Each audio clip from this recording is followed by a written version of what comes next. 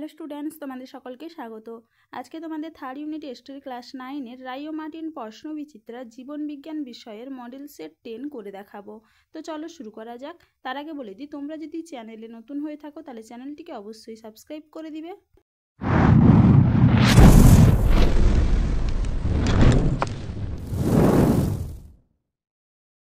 প্রথমে দেখে নিই বিভাগ ক। প্রতিটি প্রশ্নের সঠিক উত্তরটি নির্বাচন করে তার ক্রমিক সংখ্যা সহ বাক্যটি সম্পূর্ণ করে লেখো। জীববৈচিত্র্য বলতে বোঝায় অপশন ডি সবকটি। পরের প্রশ্ন কি আছে? বায়োলজি শব্দের প্রবর্তক হলেন অপশন ডি ল্যামার্ক। জীবের বিজ্ঞানসম্মত নাম সর্বদা লেখা হয় যে ভাষায় সেটি হলো অপশন ডি ল্যাটিন। প্রদত্ত কোনটি মিশ্র গ্রন্থি নয়? যকৃৎ। উত্তর হবে কি অপশন সি। প্রদত্ত যেটি সজীব কোষ সেটি হলো অপশন সি সঙ্গী কোষ। প্রদত্ত কোন অঙ্গ শ্বাসকার্যে অংশগ্রহণ করে? অপশন সি ফুসফুস। পতঙ্গের দেহে শ্বাসছিদ্রের সংখ্যা কটি? উত্তর হবে কি অপশন সি 10টি। পরের প্রশ্ন কি আছে? অ্যাগারিকাস একটি মৃতজীবী উদ্ভিদ। উত্তর হবে কি অপশন বি। পরের প্রশ্ন কি আছে? বৃক্কীয় নালিকায় জলের পুনঃশোষণে সাহায্য করে অপশন বি এডিএইচ। পরের প্রশ্ন কি আছে? সবচেয়ে বড় আকারের অ্যান্টিবডি হলো অপশন এ আইজিএম। হুপিং কাশির ভ্যাকসিনটি হলো অপশন এ ডিপিটি। কোন বিজ্ঞানী বাস্তুতন্ত্রের সংজ্ঞা দিয়েছেন? Option A ট্যানসলি। হেকিস্টোথার্মস উদ্ভিদের উদাহরণ হলো অপশন বি লাইকেন। পরের প্রশ্ন কি আছে? স্ত্রী এডিস মশা দ্বারা বাহিত রোগ কোনটি?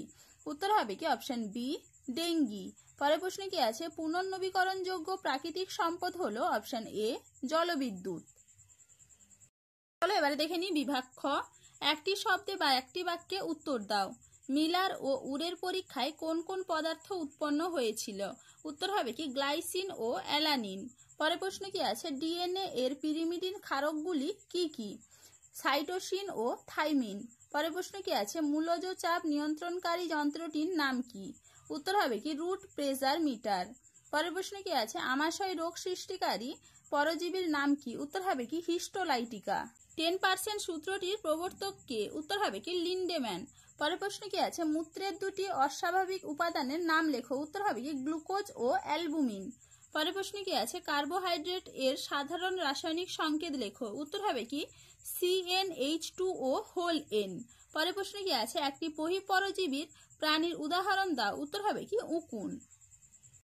চলো এবারে দেখে নিই 3-এর দাগে। নিচের বাক্যগুলির শূন্যস্থানগুলিতে উপযুক্ত শব্দ বসাও। জীবের জীবন ড্যাশ এর সক্রিয়তার উপর নির্ভর করে। উত্তর হবে কি প্রোটোপ্লাজম। পরের প্রশ্ন কি আছে? ফ্লোয়েম কলার মাধ্যমে খাদ্য পরিবহনে সাহায্য করে ড্যাশ প্রক্রিয়া। উত্তর হবে কি ট্রান্সলোকেশন প্রক্রিয়া। পরের প্রশ্ন কি আছে? ওবেসিটি বলতে বোঝায় ড্যাশ অপেক্ষা বেশি ওজন। উত্তর হবে কি স্বাভাবিক। পরের প্রশ্ন কি আছে? হলজৈবিক পুষ্টির শেষ ধাপটি হলো ড্যাশ। উত্তর হবে কি বহিষ্করণ। পরের প্রশ্ন কি আছে? বৃক্কের আবরণীকে রেনাল ড্যাশ বলে। উত্তর হবে কি ক্যাপসুল। পরের প্রশ্ন কি আছে? হারমিট ক্রাবের পৃষ্ঠদেশ ড্যাশ অবস্থান করে। উত্তর হবে কি সি অ্যানিমন। এবার দেখে নি 4-এর দাগে। নিচের বাক্যগুলি সত্য অথবা মিথ্যা নিরূপণ করো। বন্যপ্রাণী বিলুপ্তির প্রধান কারণ হলো পরিবেশ দূষণ। এটা হবে মিথ্যা। পরের প্রশ্ন কি আছে? বাম ফুসফুস ডান ফুসফুসের তুলনায় আকারে বড় হয়। এটা হবে মিথ্যা।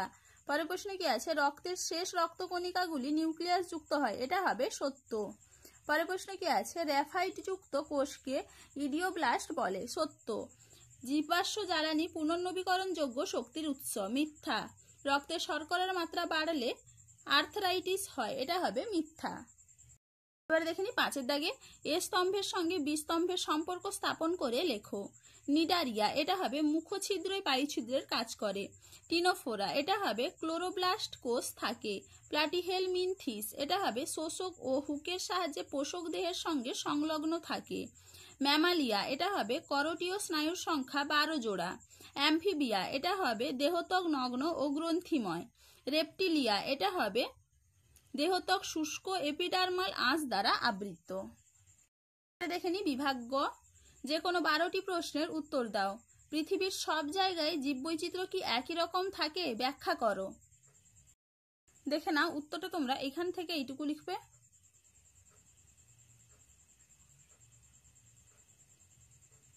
পরের প্রশ্ন কি আছে, তিমিকে মাছ বলা হয় না কেন? দেখে নাও উত্তরটা তোমরা এখান থেকে এইটুকু লিখবে।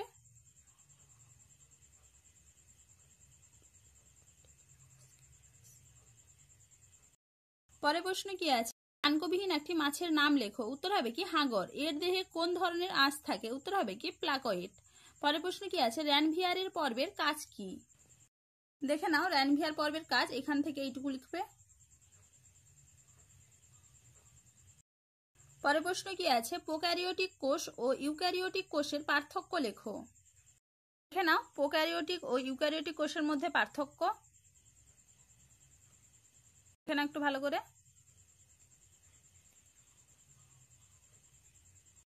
পরের প্রশ্ন কি আছে, মানব দেহে ক্যালসিয়াম ও লোহার অভাবজনিত লক্ষণগুলি নির্দেশ করো।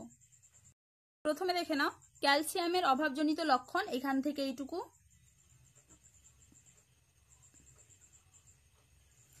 এরপরে দেখে নাও লোহার অভাবজনিত লক্ষণ।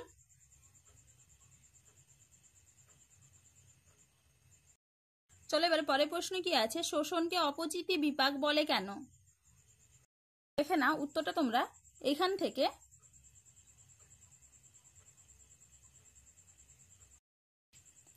এইটুকু লিখবে, ভালো করে একটু দেখে নাও। চলো এবারে পরের প্রশ্ন কি আছে, ক্ষুদ্রান্ত্রের কোন অংশে পরিপাক ও কোন অংশে শোষণ ঘটে?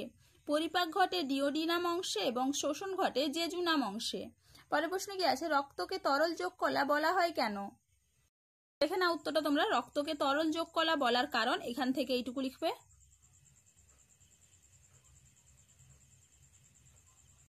পরের প্রশ্ন কি আছে, মলকে রেচন পদার্থ রূপে গণ্য করা হয় না কেন? দেখে না উত্তরটা তোমরা এখান থেকে এইটুকু লিখবে।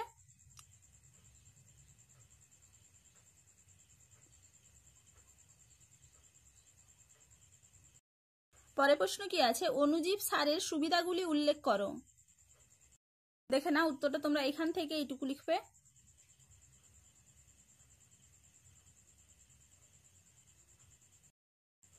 পরের প্রশ্ন কি আছে, ম্যাটারনাল অ্যান্টিবডি কাকে বলা হয় ও কেন?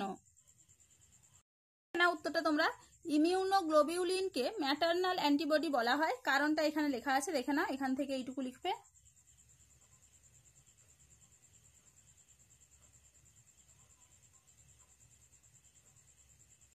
চলো এবারে পরের প্রশ্ন কি আছে, টক্সেড ভ্যাকসিন কাকে বলে, উদাহরণ দাও। দেখে না উত্তরটা তোমরা এখান থেকে এইটুকু লিখবে, ভালো করে একটু দেখে নাও।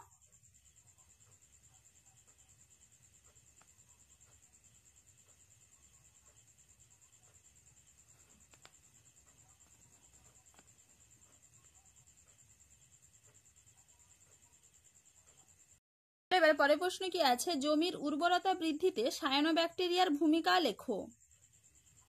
দেখে নাও উত্তরটা তোমরা এখান থেকে এইটুকু লিখবে, ভালো করে একটু দেখে নাও।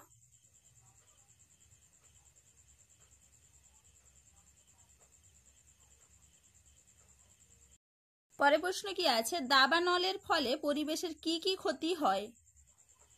দেখে নাও উত্তরটা তোমরা এখান থেকে এইটুকু লিখবে।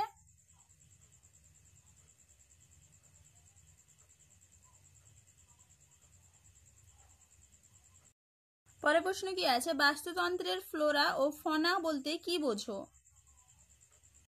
দেখে নাও উত্তরটা তোমরা এখান থেকে এইটুকু লিখবে।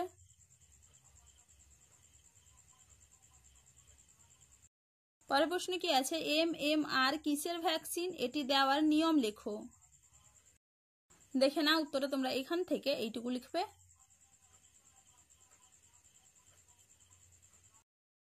চলো আজকে এইটুকুই, দেখা হচ্ছে পরের ভিডিওতে। ভিডিওটি ভালো লাগলে লাইক করে দিবে এবং চ্যানেলটিকে অবশ্যই সাবস্ক্রাইব করে দিবে।